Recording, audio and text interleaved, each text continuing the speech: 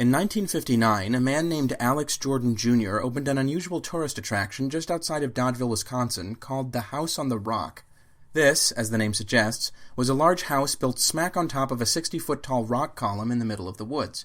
He had started working on it 14 years earlier, and ended up spending most of his life filling it with artifacts and bric-a-brac, building additions onto the house, and promoting it to curious tourists. The house is basically a museum, but it's a pretty bizarre one for a few reasons. For one thing, Jordan had no formal architectural training and basically improvised the layout of the place. He spent years designing something called the Infinity Room, which sticks out 140 feet unsupported into empty space, basically just to prove that he could.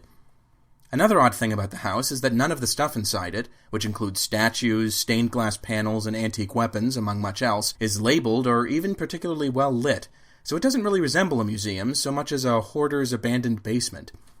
Other attractions in the House on the Rock complex include an authentic reproduction of an old-timey small town, a carousel with 269 animals on it, most of which are not horses, by the way, and a natural history exhibit featuring a 200-foot-long statue of a toothy, whale-like creature being attacked by a giant octopus. And in fact, like the giant doom whale, the defining characteristic of almost everything in the House on the Rock is that it is not real. The antique guns are actually modern replicas. The Tiffany glassware was made by a company in Illinois at Jordan's request. The old-timey jalopy in the streets of yesterday was made out of motorcycle parts. You would be hard-pressed to find anything in the whole complex that existed at all before the late 1950s. But that, in a way, is what makes the House on the Rock so interesting. It's a place that has one guy's personality forcefully stamped all over it. His interests, his attitude, his weird-ass ideas. If this place is a museum, it's a museum dedicated to the craziness that was Alex Jordan Jr., not art or history or anything else.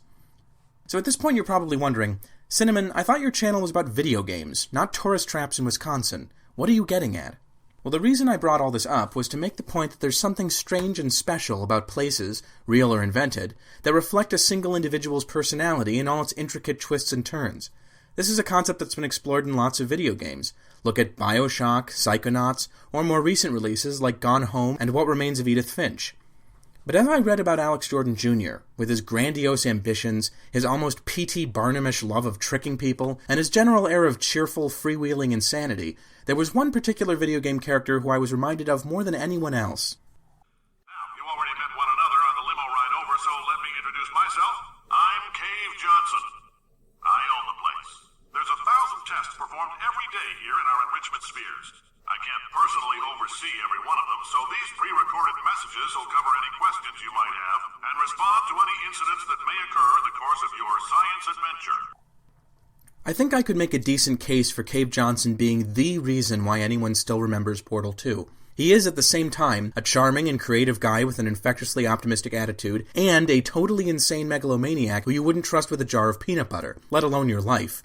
He's certainly a more compelling character than GLaDOS, whose personality was covered pretty thoroughly by the first Portal, or Wheatley, who... words fail me. Sucks. The beginning and end of Portal 2 were full of fun challenges, and the dialogue even made me chuckle at a few points. But to me, the middle section, where you trek through the older incarnations of Aperture Science, is the heart and soul of the entire game.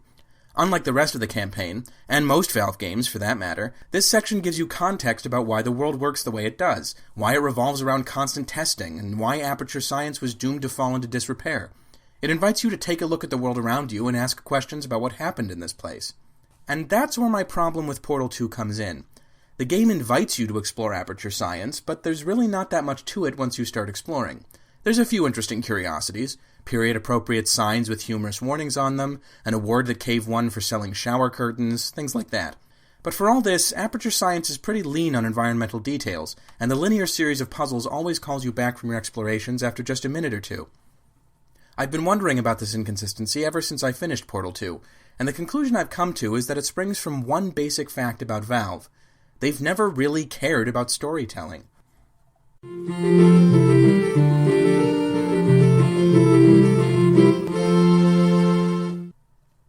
Valve was founded back in 1996 by two ex-Microsoft employees, Gabe Newell and Mike Harrington. They spent 2 years making their debut game, the first-person shooter Half-Life, and after its success, Valve settled into a long and distinguished career as one of the premier PC game developers in the world. Now, Valve has made a lot more than just video games in the course of its existence, and it barely even makes them anymore, But if you look at Valve as a game developer specifically, you can see a track record of critically acclaimed, unique, and super popular series. Half-Life, Team Fortress, Portal, and Left 4 Dead, among others. Although they represent different game genres, these series are actually quite similar in several important ways. They tend to be based on mods of games made by other studios, they're all built up from a basic first-person shooter template, and in every case, the second game in the series, which also happened to be the last one, was the most successful and well-reviewed. Oddly, even though these games have been universally praised, Valve has never gone for a third iteration of any of them besides Counter-Strike. Every time they've made a big splash with the second game in a series, they've decided to get out of the pool and move on to a different set of ideas for their next game. Ordinarily, I wouldn't have any problem with this. I'm not a big fan of sequels, especially when they add almost no unique ideas to an established series. But in this case, there's a pretty big elephant in the room that I can't ignore. Half-Life 2, in stark contrast to most other Valve games, including its own predecessor, was a story-based game that relied on environmental storytelling to keep the player engaged. I think this is a major reason why it's still the most critically acclaimed game Valve has ever made. Instead of just throwing you into a corridor full of bad guys to shoot, Half-Life 2 asks you to care about the people you run into, and think about the world they live in. And for the most part, this worked. Players did care about the world and what was happening in it. If anything, the players seemed to care a lot more about that than Valve itself did, which is where our problems begin. I can't help but compare the Half-Life series to The Matrix, and not just because they came out within a year of each other. Both are dystopian science fiction stories with a gritty aesthetic and an emphasis on high-octane action. Both are trilogies, at least in conception, and both brought up way more ideas than the writers were willing to actually address in a satisfying manner. They were also both really successful and spawned fan bases that were absolutely obsessed with creating theories to explain things that the original works never did. If anything, the biggest difference between the two is that The Matrix did in fact end, albeit in a pretty stupid way. Valve didn't even go that far. They just kept stringing things along, releasing episodes that frankly introduced more plot threads than they tied up, and keeping their lips firmly shut about the possibility of a third installment.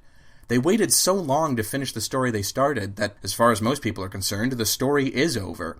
Half-Life just stopped in the middle, not with a bang, but with static and white noise. And the question on everyone's mind is, why? Why did Valve waste a golden opportunity to have another big hit and please an audience of rabid fans? I'll tell you why. Because Valve is uncomfortable with storytelling, especially the difficult work of exposition and denouement. They can come up with fun ideas for characters and write interesting dialogue, but they don't have the patience to stick with one theme and develop it, and the way they finish stories is frankly kind of terrible. The original Half-Life ends with a total stranger appearing and telling you he's going to put you in a space fridge until he can find a use for you. Portal ends on a vague cliffhanger that gets retconned in the sequel anyway. Left 4 Dead has exactly the same problem, and Team Fortress 2 doesn't have a story to begin with. So that leaves us with Portal 2, which may actually be the saddest example of all of them. You see, Portal 2 is in many ways the best written game Valve has ever released. It's smart, it's funny, and it makes you think. There's actual tension between characters and relationships that change as the story progresses. The backstory featuring Cave Johnson is both appealing and actually relevant to the main story in a surprising way. These things deserve just as much praise as the clever puzzles, the brilliant sound design, and Valve's typical polished gameplay. But then the ending comes along, and I won't say it ruins what went before, because the Cave Johnson subplot stands on its own, but it certainly sours the memory of it. Did you think that being stuck in a potato and listening to Cave Johnson's Life Gives You Lemons rant would somehow change GLaDOS? That her experience of powerlessness might lead to empathy and a bond between her and the player character?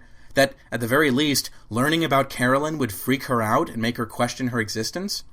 Well, the joke's on you, because none of that happens. She just wipes her memory and instantly reverts to her old self. Even though she ends up letting Chell go, it's more out of irritation than anything else.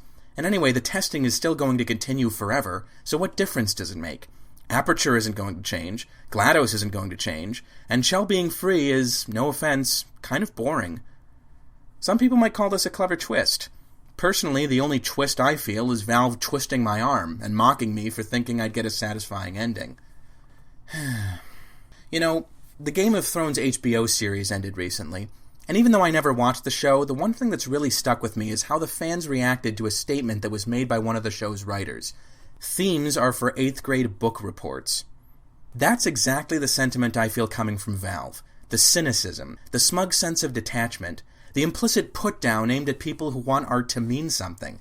Valve doesn't want art to mean anything, so much so that when they come close to making a point, they pivot and do something, anything, to veer back into ambiguity. Break the fourth wall, pull a random twist out of nowhere, leave everything on a massive cliffhanger. Anything but actually go in the direction that makes sense and that your fans would appreciate. We've seen a lot of writing recently that's been in that vein. Too much, really. And Valve, if there's one thing I want you to know, it's this. I frickin' love Cave Johnson. He's the best idea you ever had, he deserved a better story, and he's the biggest reason why, no matter what nitpicks I might have with some parts of it, I think Portal 2 is one of the greatest games of the last decade. Forget Half-Life 3. I want Portal 3. Oh, and also, thank you for leaving Wheatley stranded in space with a demented personality core annoying him for all eternity. He deserves a lot worse, but, it's a start.